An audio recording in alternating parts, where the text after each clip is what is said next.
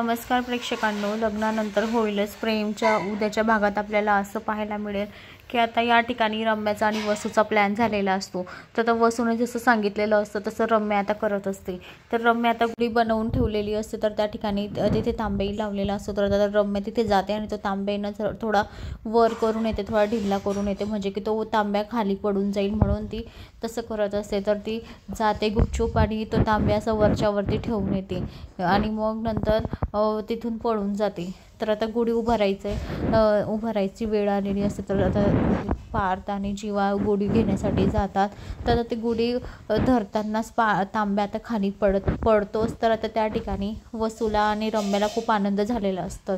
ते दोघी मैनिकी छान हसत असतात। तर आता इथे पार्थ सोबत जीवासुद्धा ती गुढी धरतो। तर आता काव्यसुद्धा ती गुढी धरू लागते। तर आता इकडे नंदिनीने तो तांब्या झेललेला असतो, म्हणजे अपशकुन अजिबात झालेला नसतो। मात्र चारी मिळून चारींनी सुद्धा जीव लावून ती गुढी छान उभारतात। तर आता वसूचा आणि रम्याच्या पायाखालची जमीन सरकते। एवढं सगळं करून सुद्धा ह्या चारी कसे काय हात लावताय गुढीला।